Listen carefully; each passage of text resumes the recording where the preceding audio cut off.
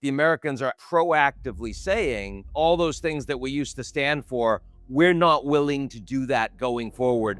America first. You guys do what you want. But why would that increase the likelihood of a war? Defense expenditures around the world go way up. Willingness to consider nuclear weapons and proliferation goes way up. Now the Americans are saying it's our backyard, we get to do whatever we want. The Russians are saying we get to do whatever we want in our backyard. The Israelis will say we can do whatever we want in our backyard. And the potential for greater regional conflict and also for that to escalate become more likely. The United States has certainly not been a perfect guarantor of collective security at all. I mean, U.S. recent history has been littered with decisions to cause immense amount of destruction and damage. A more unipolar order led by the United States is not necessarily an overall peaceful one.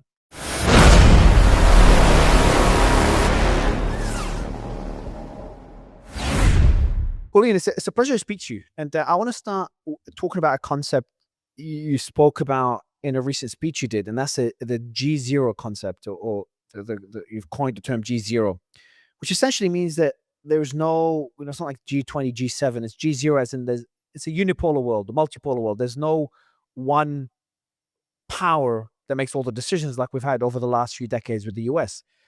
But you have a very interesting take on this, because when I look at a multipolar world, all these big countries keep each other in check. At least that's a hopeful way of thinking about it. But you talk about a higher chance of accidents or potential wars. I think you compare it to what we saw in the 1930s. I'd love you to walk us through by the framing that you've talked about, but why you think that increases the risks of a war. Yeah, I thanks, Mario, and it's nice to see you, nice to talk with you. Yeah, when I think about a G0 world, it's not like it's a world that doesn't have countries with power, but it is a world where no one is taking on global leadership, that the United States had historically done that and had aspirations towards it in terms of global free trade, in terms of collective security, promotion of democracy and a political and economic system. I mean, even foreign aid. And the United States clearly is, for many reasons, much less interested in willing in playing that role, but that there are no other countries or group of countries that are capable and willing of replacing the role the Americans used to play. Plenty of countries that are willing to do that in their backyard, but not globally. And that we have seen this before. It frequently happens when the country that is the most powerful or countries set up the rules of the road to reflect a certain balance of power. The balance of power shifts, and then suddenly it's no longer aligned with the architecture, the institutions, and those operating principles. Now, in the last 20 years, the people that had been talking about a coming chaos usually were talking about the Chinese rising and the United States declining, and that would probably cause a war, and that the Americans would want to hold on to its position and the Chinese would want to challenge it. That's actually not what's been happening. What I think is happening is that China's rising and that America's allies have gotten much weaker in terms of productivity, efficiency, lack of investment in technology, lack of investment in defense, and that the United States has unilaterally chosen to not want to continue to play the role that it has historically. So it's not that the Chinese are telling the Americans, we want you out, here's our order. It's that the Americans are proactively saying all those things that we used to stand for, we're not willing to do that going forward. America first. We're going to focus on the United States. We want manufacturing at home. We want industrial policy, not free trade. We want much higher tariffs. We don't want to have American troops defending the Europeans or the Asians in large number. We want them to take care of themselves first and foremost. We don't want to do the foreign aid we used to historically. We're certainly not going to promote democracy all over the world. You guys do what you want domestically inside your own countries. So, and a very, very different kind of challenge to the one that would have been this, massive Cold War that could become a hot war between the Americans and the Chinese. Hmm. So why do you think that increases the likelihood of a war? If you have non-interventionism, you're not spreading democracy, or at least the guise of democracy, around the world. Um, Now, you talked about reducing military presence in different regions. I think they're reducing military presence in Eastern Europe, but they're not reducing it in Asia, for example, Nope, not especially with yet. the rise of China. But why would that increase the likelihood of a war, of a conflict? Well, so first of all, I don't think it increases the likelihood of World War III at all. So this is not what they call a Thucydides trap, where the two big powers are planning on fighting. Indeed, I mean, long term, you can see a decoupling, but near term, you saw that when Trump pushed China hard, the Chinese pushed the Americans back hard, and that they both very quickly recognized that they should come to the table and come to a deal. But in an environment where the United States is upsetting the apple cart and saying we're no longer going to provide collective security, what happens? Defense expenditures around the world go way up. Willingness to consider nuclear weapons and proliferation goes way up. So you see, the German government, the Polish government, others, Saudi and starting Pakistan. top. Yeah, for example, the Saudi agreement with Pakistan recently as well. The Japanese, the South Koreans, a lot more talking about the need to provide for themselves, and doing that autonomously. You have a lot more impunity. You have countries that, like Russia, for example, that are much more willing to engage in their own, sort of manifest destiny in terms of Ukraine, the way the Americans might be presently in Venezuela, and feeling like, well, you have no business. I mean, Marco Rubio just said this just the other day. The Europeans aren't going to tell the Americans what international law is. Well, I mean, historically, the United States would have stood up and said, here's what international law is. Everybody needs to align with it. Now the Americans are saying it's our backyard. We get to do whatever we want. You don't get to tell us. The Russians are saying we get to do whatever we want in our backyard. The Israelis will say we can do whatever we want in our backyard. And the potential both for greater regional conflict and also for that to escalate without any broader collective security response, those things become more likely. So much more likely, smaller fires that could become bonfires, but much less likely thinking about a World War III. So, to kind of play devil's advocate, Sure. if you look at what happened in Russia, Ukraine, I'm not sure what your stance is, but at least I believe that NATO's expansion at least played a role in Putin's decision to invade. Doesn't justify. Wouldn't that be an example of U.S. foreign policy, and U.S. being the global power, deciding to expand across Europe, expand NATO across Europe, deciding to expand military presence in the Middle East? Didn't that antagonize another power, not as powerful as the US, but relatively close, to invade Ukraine? And wouldn't the counter argument to what you were saying be is that if the US did not have that same um, ability to arbitrarily decide to invade different countries or declare wars, that would potentially prevent conflicts like what we're seeing in Ukraine? Or if we're talking about, even we're talking about Gaza, if the US did not support Israel as they have, we wouldn't have seen a regional conflict as we have in recent months. And maybe we would have seen some sort of peace deal or some sort of agreement between Iran and Israel.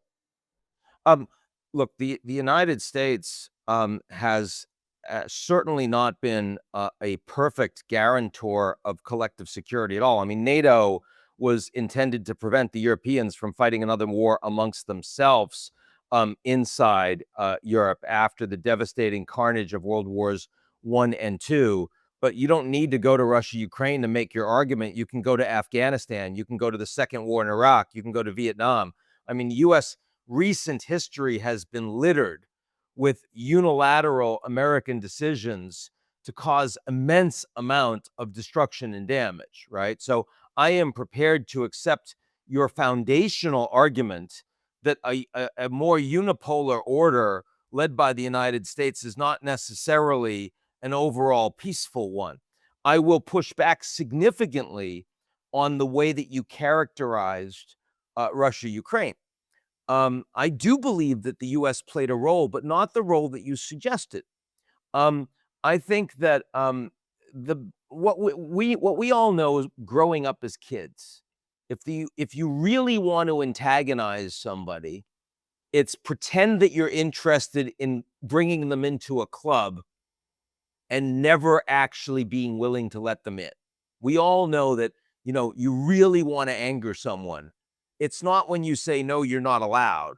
It's when you pretend that you like them, you pretend they're friends, you really trust, there's a really engagement.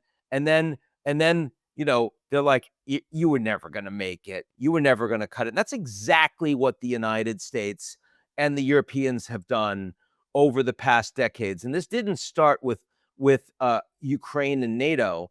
It started with the G7 plus one. It was never the G8, Mario. It was the G7 plus one. The Soviet Union collapsed. They were humiliated. They were on their back. They lost the East Bloc through their own failures. They lost their own empire through their own failures and their own abuses and their own economic and political sclerosis, but they lost it all. And the United States did not help rebuild them the way they did their enemies and their friends after World War II. It just sort of fell in America's lap. And the US created the G7 plus one, and the Russians were invited to participate until the important meetings happened. And then the Russians were literally kept in a separate room. And then you had the NATO-Russia Council, and the Russians were never brought into NATO. And they were never intended to be brought into NATO. They were always like, well, we'll let you be on the outside. It's the way the Turks feel about being candidate members of Europe. When the Turks know that they're never going to be allowed in because they're brown and they're Muslim, as opposed to the white Christians, and not just in Greece, but across Europe, they know that they're never going to be accepted. It antagonizes them deeply. Now, this is exactly what the West did with Ukraine and with Georgia, is that they had no intention of actually letting them in. They never gave them a membership action plan. They said, oh, yeah, we're friends of yours, just like back in 1994 with the Budapest memorandum. You give up your nukes, and we'll make sure that you'll have national security defended by us and the Brits. But there was never any real commitment.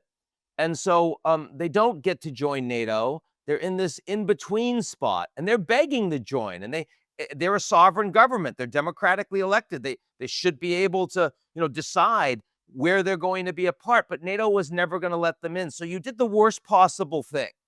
You see, if the United States and Europe had integrated Ukraine into NATO, then Russia wouldn't have attacked because they would have had collective security. The cost would have been way too high, as we've seen when the Russians said there would be hell to pay. When the Swedes came in, and of course nothing at all happened once they came in, once NATO expanded. But or it would have been better if NATO had never said anything to Ukraine, and they would have been out. But saying that we're going to let you in Ukraine in some undefined way in the foreseeable future is a threat to Russia without defending the Ukrainians. And so absolutely, putting them in, as my mother used to say when I was a kid, God rest her soul, you got to shit or get off the pot, right? There's no in between. Don't just sit there for 20 minutes. You've got to actually decide what you're going to do. And the Americans wanted to have it both ways. And that was the worst way to help ensure a democratic and successful and secure Ukraine. What was the better way? Immediately try to add Ukraine or add Ukraine into NATO, or not even consider it, not even have those discussions and respect Russia's red line?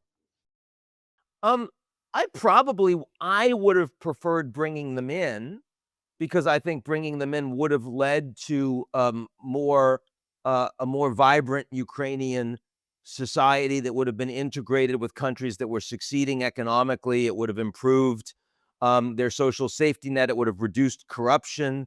It would have facilitated EU integration, right? All of those things would have been important. But That is my preference. I don't think that analytically bears out with what the United States and Europe were prepared to do for Ukraine. I think in reality, it would have been better not to bring them in because there wasn't the willingness and the resource to actually provide that support. But taking into consideration, you said NATO was created to avoid wars between European countries. That was a secondary reason why it was created. The first reason was to deter Soviet expansion. Considering that NATO was created for that purpose and the Soviet Union collapsed, was there still a valid reason to continue expanding expanding NATO? Wouldn't there be other forms of economic support NATO or European Union could have offered Ukraine without that level of military involvement? You know, Romania is building a massive NATO base close to Russia. We've seen increased military presence in other NATO members close to Russia. Why do it in Russia's biggest neighbor in Well, Europe? again, my belief, you can say that it's antagonistic, um, but if Ukraine as a country wanted to join, and the population strongly supported it, and it's democratically elected. It's not a dictatorship with sham elections like in Russia. Then you can understand why you might want a country, any country, to be able to exercise sovereignty over what kind of national security arrangement that it should have. I mean, the Japanese are very far from the United States. They're very close to China. South Korea, same. But these are countries that are democratically elected that have decided that they want to have alliance relationships with the United States, which has a similar political system, at least for now, to those countries, and they made that sovereign decision. So I have no problem with a country's population making a sovereign decision over how they wish to construct their national security. That's in a perfect world, but there's consequences to such decisions. If you saw a similar decision, and I know everyone uses that example, but if Canada out of nowhere decided to make a similar alliance with China, a military alliance with China, and allowing Chinese military equipment on their territory, or Mexico doing the same thing, again, in a perfect world, they're a sovereign nation, they've got that right. Um, but you could only guess how the US would respond. Well, the United States, of course, is vastly more powerful. So, I mean, you talk about an imperfect world, you have to talk about what the reality is. And that's why I gave you the argument I did, which is that the mistake that was made was not actually incorporating Ukraine into NATO or leaving them out. That was the Yeah. mistake. Because if you incorporated them in, then you have a true collective security guarantee. You've got integration, full integration into NATO military capabilities. The Russians may be unhappy about it, but that's in a perfect world. You care about how happy or unhappy the Russians are. In an imperfect world, you don't care as much because the Russians can't do anything about it, just as they can't, with a Finland or a Sweden. I mean, what we've seen very clearly is the Russians talk a great game until they're hit in the face. Just like Trump on China. He talked a really big game on China until he was hit in the face. And then suddenly he realized, oh my God, they've got critical minerals and rare earths, and I need those to have my economy going. So I'm going to have to cut a deal. Putin's no different in that regard. And so when it was clear that Finland and Sweden suddenly are like NATO members, then all of this bluster goes to shit. And Hmm. that's exactly what would have happened if Ukraine had become a NATO member, but it wasn't a NATO member. And the Americans, I mean, when the Russians took Crimea illegally, and when they sent the little green men into southeast Ukraine, the response from the collective West was close to indifference. Oh, I mean, they sent strongly worded letters, Mario, of course, just like the United Nations. But if you're Putin, what you see is Ukraine doesn't really matter to these people. They say it does. They say that they're going to join NATO. They say that they care. But I mean, when you've got Macron visiting Moscow for the World Cup while the Russians are invading southeast Ukraine, obviously the Europeans don't really care. So, I mean, if you're Putin, why wouldn't you go further?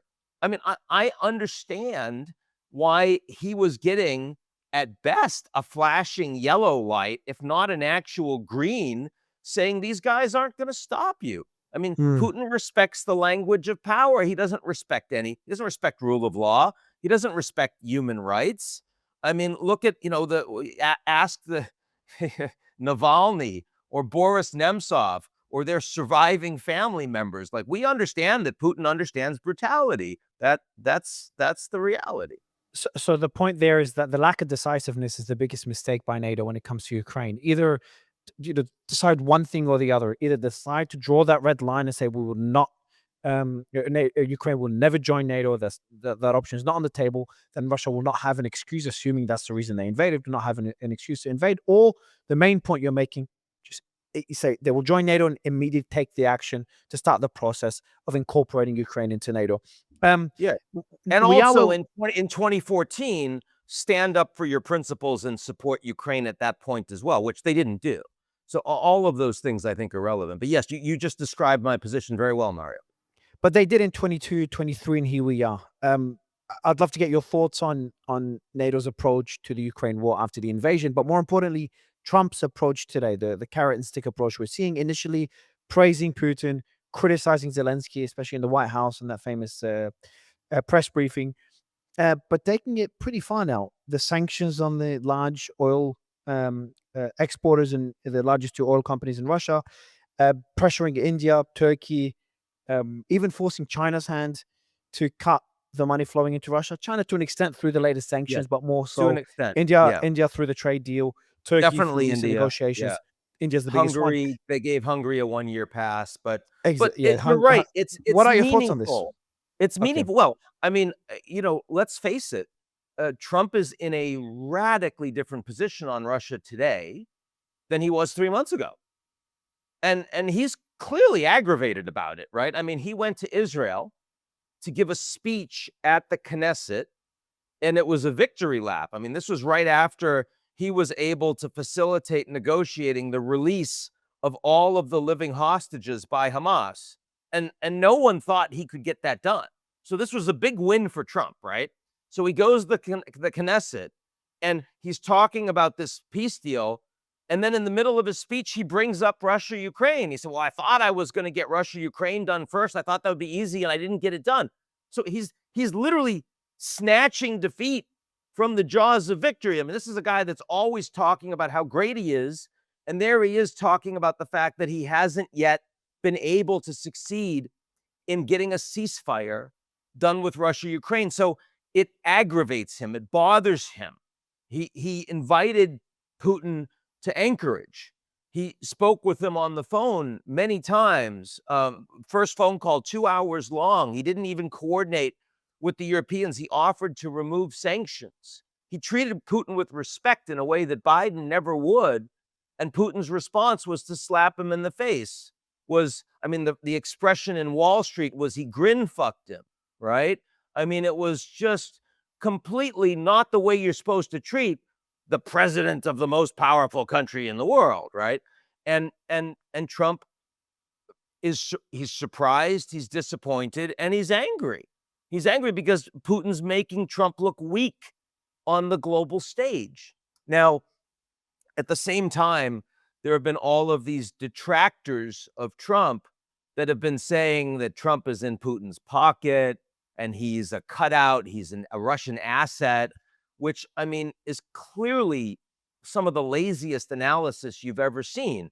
I mean, it is true that Trump believed that his relationship with Putin, his willingness to treat Putin as a normal leader, which others were not willing to do, correctly or incorrectly, you can decide. But he thought that he was going to have success. But once he failed, now he's angry. And now you see him putting sanctions on Lukoil and Rosneft that Biden was never willing to do.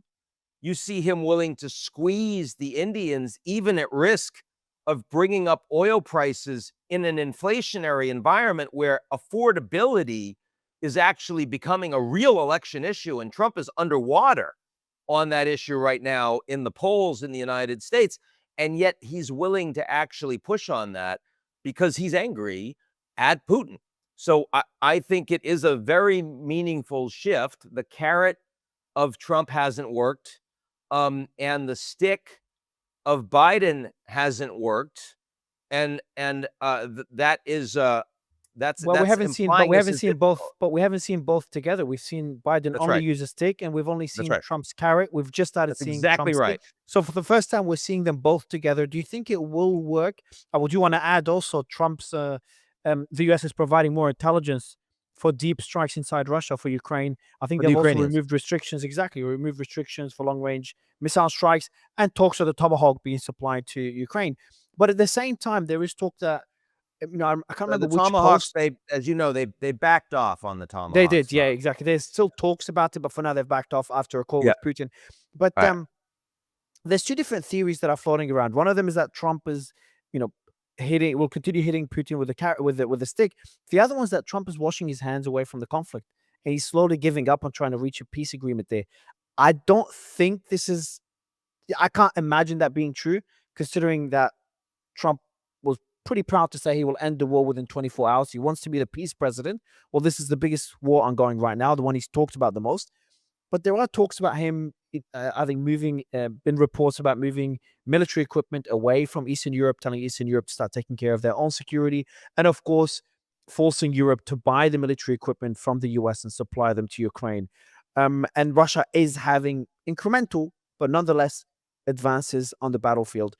Do you think Trump will increase military support to Ukraine? Or do you think the theory of him washing his hands from the conflict has some truth to it? And what do you think he'll do next?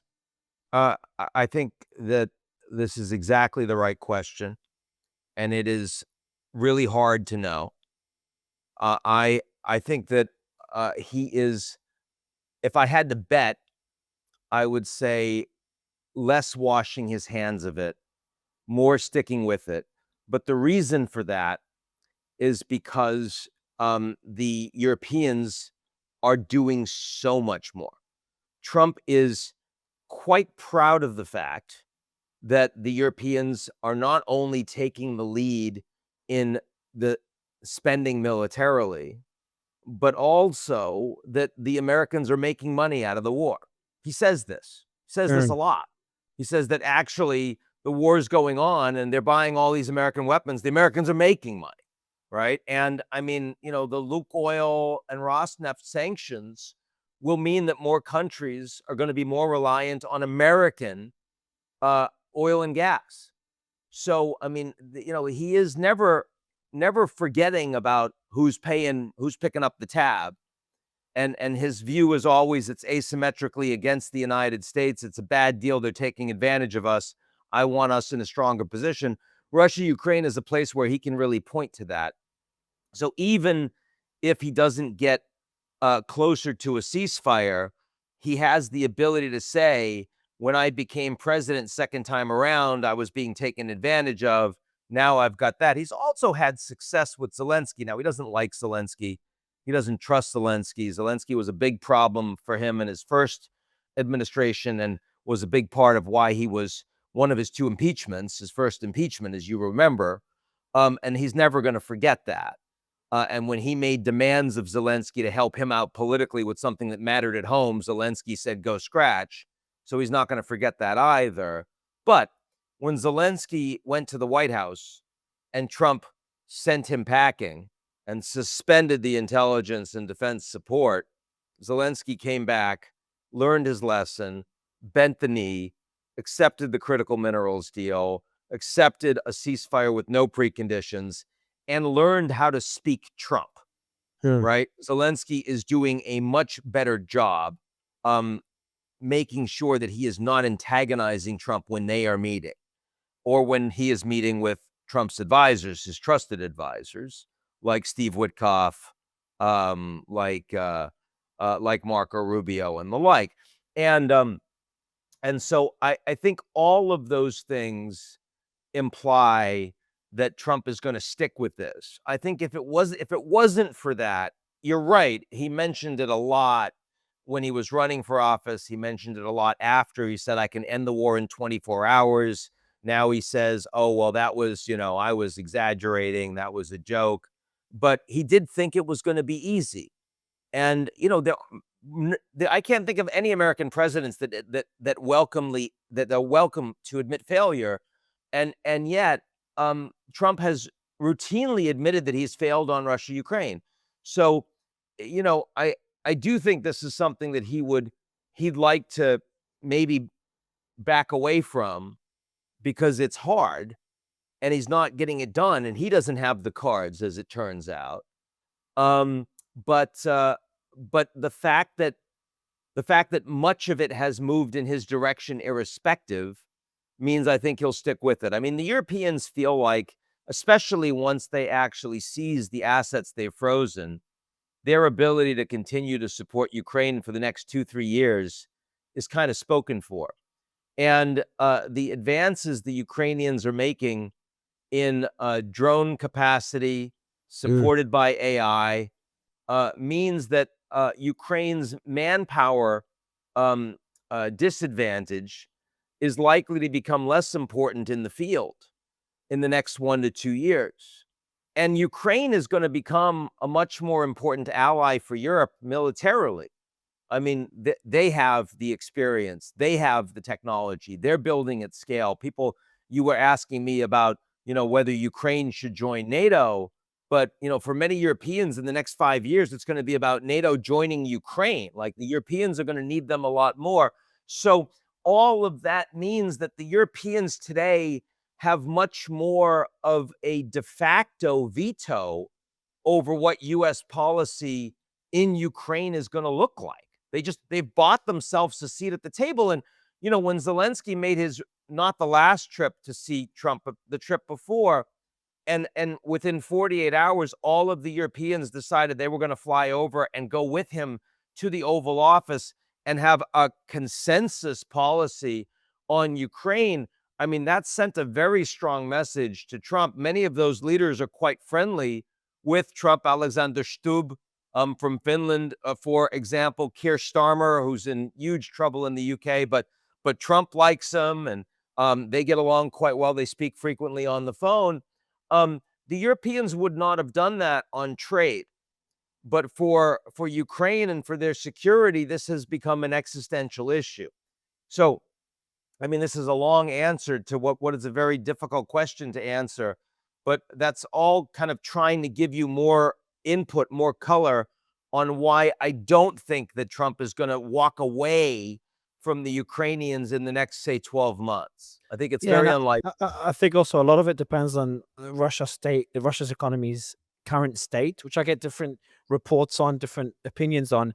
But if the reports that their piggy bank is running out of money, the treasury, the savings they've had for the war running out, with these oil sanctions, and if Trump succeeds with India, maybe succeeds in some way with China as part of their trade negotiations, China could maybe put some pressure on Russia that could change things in the war. A lot of it depends on those factors, but we just don't have that same level of clarity that we have on Ukraine's economy. Um, So let me I let do me want to, let me just can I briefly address that? please, yeah. Yeah. So I was just in Beijing a couple weeks ago, and when I was talking to the leadership about whether or not they'd be willing to put pressure on Russia, and this was after Trump had already been talking about these additional sanctions. Their response was, "Look, the United States has allies all over the world, but they are seen as less reliable." And China doesn't have many partners, many allies strategically, but the partners we have, we want to make sure that we are not seen as, Johnny come lately. We're not going to be seen as buckling under pressure from the US, that we want to be seen as more reliable. And so we are absolutely not going to throw Putin Um, under the bus because the Americans are telling us to. That is an important relationship but, for us. that Redouan relationship is a historical rival. Yep, that's right. But today, Putin and Xi, and they have consolidated a lot of power, and that historic rivalry was a very different time and different leaders, and of course, in the case of Russia, a different country. Um, Putin and Xi have built a very good personal rapport. They see each other very frequently, celebrate birthdays, and have been very aligned with each other geostrategically, economically, technologically. The Chinese are even moving ahead finally in supporting the Power of Two Siberia pipeline, which they've been dragging their feet on for many years. So I think that there may be people inside the Chinese sort of firmament that feel like they should be. What are they getting out of Russia? They don't need this relationship. They can't really trust them. But Xi Jinping clearly has been consistent in that, and I have a hard time seeing him pressuring Putin. India, I agree with you, will, as part of a deal they're going to cut with the Americans, they are going to find a way to move off of Russian oil, but it's going to be implemented over time. And I'm not an economist, I'm a political scientist, so I don't have a strong personal view on the Russian economy. But the people I talk with in the US government, in Ukraine, in other countries, do not, in Europe, frontline European states as well. I just had the Lithuanian foreign minister here in my office yesterday. I was talking to him about this.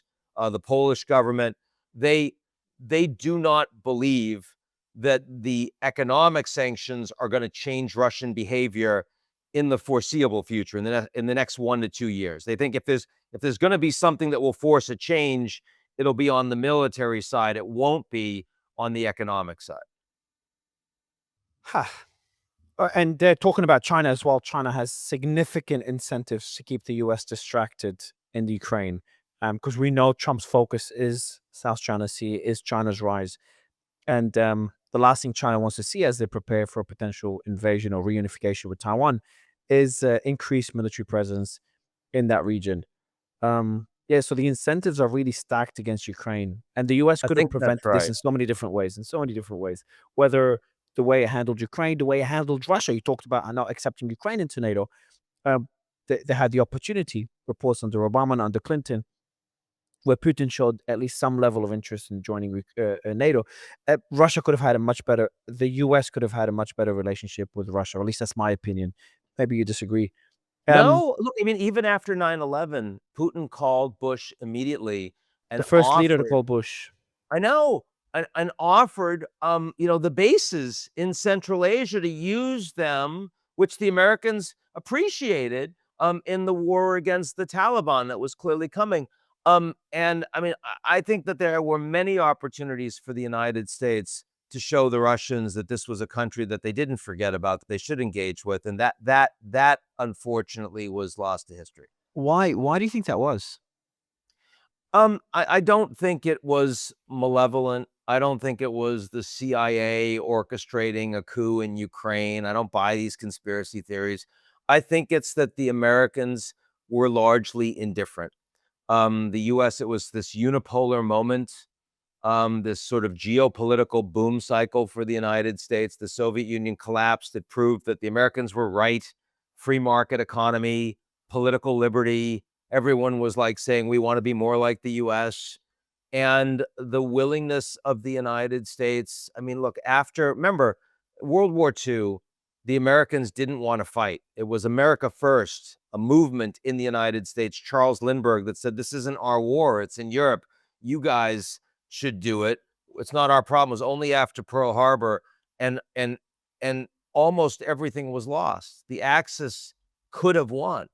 And at that point, it was the greatest generation of America, having lived through that crucible and built industrial capacity in the US from scratch in a staggering way, that also believed that they had to create a world order that worked for everyone. And they rebuilt Japan, their adversary. They rebuilt the Germans and Italy, right? It wasn't just helping out the UK that was flat on their back, and the French having been devastated by the Germans. So, that there was none of that in 1989 and 1991.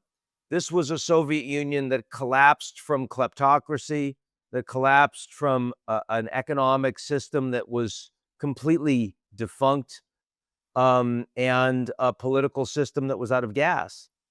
And and I think the Americans, having not been scared or threatened, and were not in crisis mode, didn't mobilize to do what was necessary to rebuild Russia.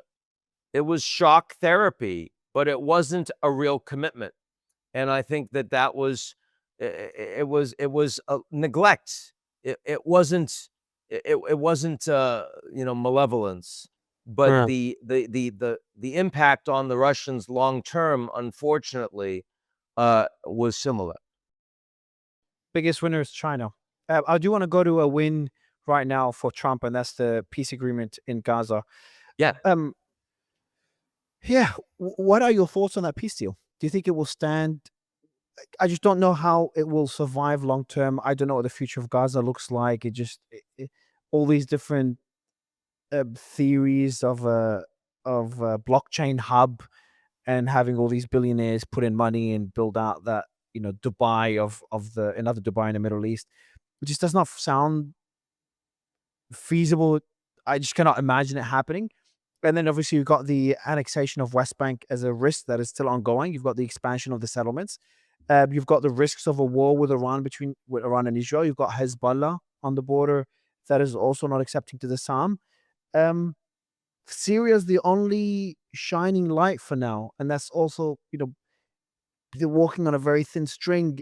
If Al Shara something happens to him, someone was talking about it a couple of days ago in an interview. Something happens to Al Shara, Syria joins the ranks of all the other nations that are on the edge right now in the Middle East. So, under these circumstances, how could a peace deal survive in Gaza? And what is the future of Lebanon, Iran, and even Syria? Well, the White House is calling it babysitting, where they continue to send all of these high-level officials over to Jerusalem, and put pressure and show the Israeli government that the Americans really care about keeping the ceasefire intact, that Trump wants it. So don't like think that you're going to start, the war again in earnest, even though there have been breaches to the ceasefire over the past weeks. Um, Look, Israel has obviously accomplished a lot of its goals. It's gotten all of its hostages, living hostages out. It's gotten most of the remains of the dead hostages at this point. And there have been exchanges for Palestinian prisoners slash hostages, depending on your political preference, how you call them, to back to the Palestinians.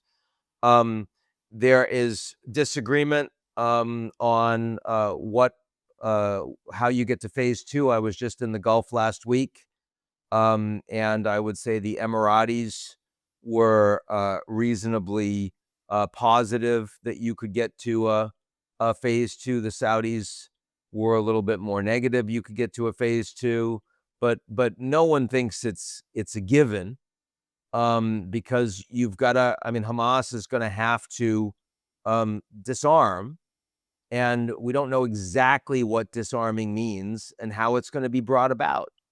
And absent that, you're going to continue to have the Israelis occupying 50% of Gaza, and no one is going to reconstruct the piece of Gaza that has Hamas continuing to operate. So I'm reasonably comfortable that you're not going to see full-on war restarting in Gaza City, but I'm not in any way confident that we're going to get phase two in place and the Israelis withdrawing from most of Gaza and a full reconstruction process that will be overseen by external actors, allowing in full humanitarian aid and the rest. I think we're very far from that. We're very far from that. The place I'm most worried about war breaking out in the near term is Lebanon. Hezbollah is clearly rearming with support from Iran. The Lebanese government had committed by the end of the year that they were going to remove Hezbollah capabilities from the border region with Israel in the south of Lebanon.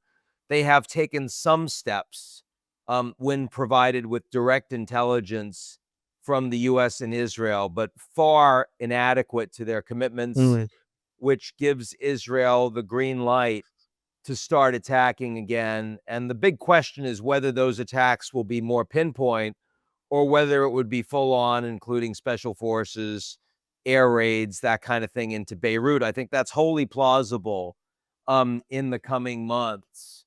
And I don't know that there would be much of a response. I mean, sure, rockets and drones across the border, but as we know, Israel's military dominance is pretty absolute over its adversaries, including over Iran. So, I mean, when you say there aren't really any shining lights in the Middle East, I mean, in terms of the Middle East conflict, yes, Syria is the only shining light right now, and it's a very fragile one still, though, you know, the diplomacy that they have made has been impressive, to say the least, in a short period of time, particularly with the United States. But there's also the very bright shining lights, even whether or not you like them politically, of Israel and the Gulf states. And I say that because these are two power centers that are performing incredibly well in accomplishing what they want to accomplish. I mean, Israel has been able to attack its enemies with impunity and with relatively little domestic consequence. And the Gulf states have been able to put in place multi-generational policies for growth and social transformation, and the rest of the world is taking note. And you see it right behind you in Dubai, but it's happening in Saudi Arabia too. Saudi Arabia right now is nothing less than an Iranian revolution in reverse. 10 years ago, 11% of the workforce was female. Today, it's 36%. Oh, wow. It's Wow. extraordinary. It's extraordinary. So, I mean, these are world-changing events militarily for Israel and socially and economically and politically for the Gulf. And those are you can't look at the Middle East and not pay attention to that. What you don't think the Qatar strikes changed the calculus there? We've seen Saudi do that deal with Pakistan, the NATO-like deal, and then we also have, I think, even Iran um, uh, came in support of Qatar and the Gulf states, which usually doesn't happen at all. They're seen as rivals after the Israeli strikes. You don't think that that hurt their reputation and the potential for further normalizations? Hurt Israel's reputation? Israel's ability to normalize relations with more Arab nations. Oh, yeah. I mean, as you saw, they just Kazakhstan announced that they were joining the Abraham Accords last week.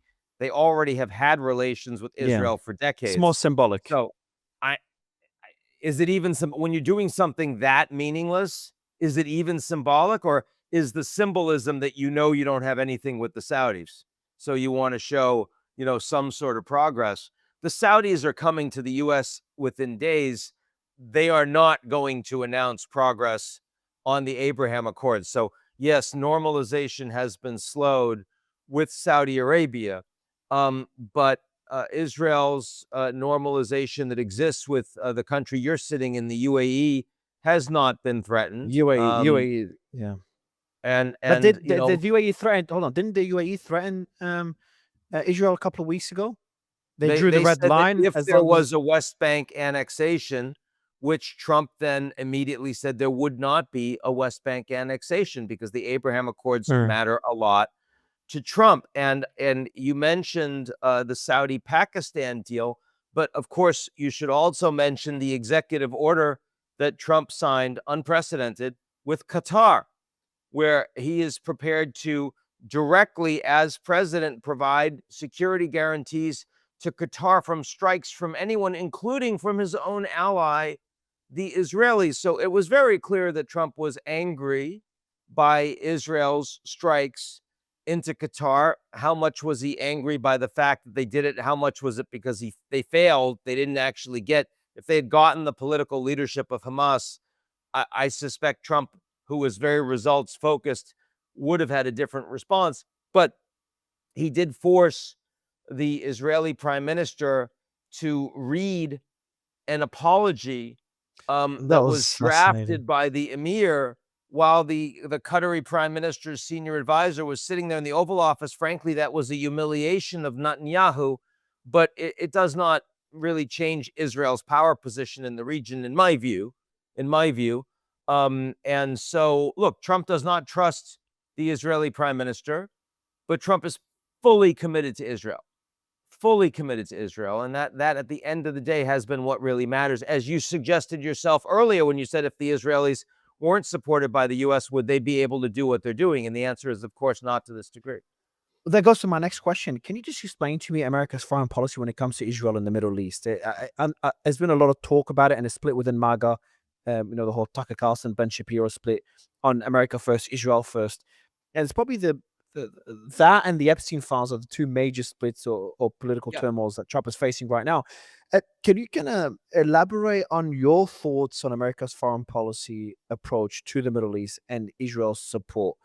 There's the argument that Israel is an ally, strategic ally for the US in the Middle East in a very, um, a region full of turmoil. And the other argument is that Israel's um, the lobbying power, the pro-Israeli lobbying power and influence, APAC and others in the US is incomparable to any other lobbying group, and that's the reason the US is going above and beyond and supporting Israel.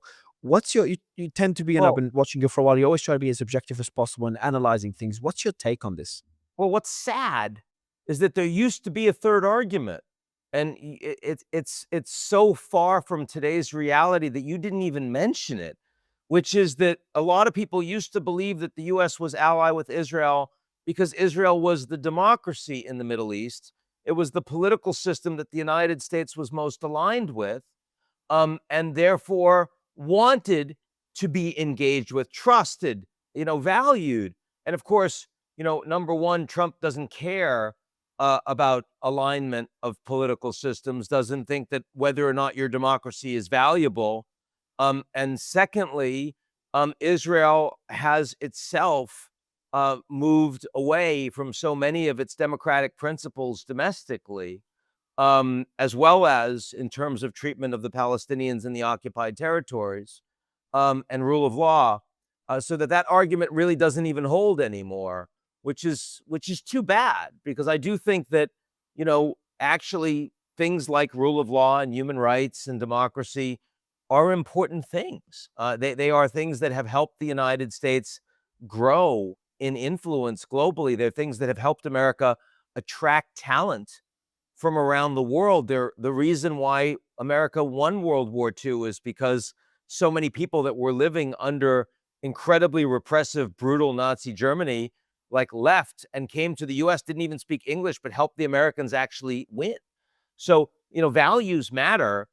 And unfortunately, the But to US what has, to what extent? Because I understand Israel's a democracy, and it's a beautiful, great country, um, and it stands for America's values in the system that allowed America to flourish as it has. But at the same time, Israel's pushed the boundaries to an insane extent. Doesn't matter what your stance is, pro-Israel, pro-Palestine, pro-Lebanon, pro-Iran, striking Qatar, a war in Iran. It was a short war, but it was a dangerous war. War in Lebanon. Obviously, Hezbollah started striking Israel first. The war on Gaza, and there's been multiple reports.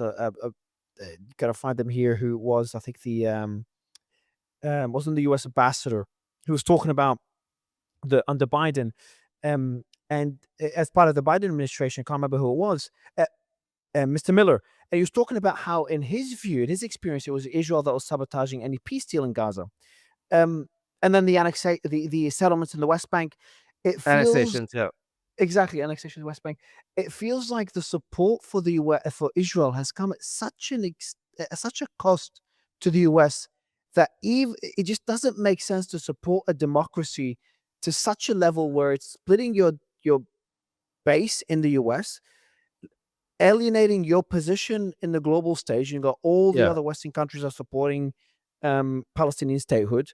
Yeah. They've been very critical of Israel. It just seems that it comes at a massive disadvantage for the US. Do you disagree? Look, again, you didn't even make this argument when you said some people say, some people say. You didn't even say some people say it's about democracy because no one really says that anymore. And again, I think that is sad, but I think it's a reflection on changes in the U.S. political system and a reflection on changes in the Israeli political system. And you just talked about all the things that Israel was doing externally, but a big piece of this was what Bibi was doing internally in trying to destroy the independence of the attorney general, for example, and undermine the independence of the Supreme Court and the judiciary, which is quite powerful in the Israeli system, for example, and on and on and on. His undermining of the free media and their ability to report inside Israel, and it keeps going. So, I mean, my point is that Israel is not the democracy today that it was 5, 10, 20 years ago, and that's why you had millions of Israelis out in the streets before October 7th, Hmm. right? So again, I accept the argument that we no longer really talk about this in terms of democracy. We're now living in a G0 world. We're living in a world where it's much more the law of the jungle than rule of law. And so, in that regard, we're talking much more about power politics and power politics in the Middle East and power politics in the United States. So, if you want to explain what's going on, power politics in the Middle East, Israel is the strongest military in the region. They also have the best intelligence capabilities. So much of what the Americans share intelligence with Israel all the time, but a lot of that intelligence is coming from Israel to the United States on the region. And this includes on adversaries of the United States. So America values that. And it is true that the United States provides a lot of military aid for Israel in an environment where the U.S. has cut off most of its aid. Egypt is number 2, but Israel is number 1. But still, even without that, Israel would be the most powerful military in the region. And the fact that they have shown after the massive military debacle, intelligence debacle, that allowed the Hamas terrorist attacks on October 7th, Israel showed that when they were focused on it, they have literally the gold standard of intelligence, military, and defense capabilities. And all over the world, people are wanting to talk with Israel about, hey, we want to buy your technology. We'd like to work with you on AI. We really want to work with you on military capacity. And a lot of the Gulf states have those conversations too, right? So that's one reason. A second reason has been that Trump himself is not a committed Zionist the way that Biden has been, but certainly is ideologically aligned with, I would say, both evangelical Christians who have been particularly supportive of maximalist Israeli positions. He's the guy that moved the embassy to Jerusalem after many presidents, Democratic and Republican, promised to and didn't. He's the guy that did the recognition of the Golan Heights as part of Israel, which other presidents refused to do. He had much less of a problem with illegal settlements that were expanding on the ground in the West Bank. He appointed Governor Huckabee to be the ambassador to Israel, who is, really a very strong evangelical supporter of a maximalist Israel position on the ground in the region.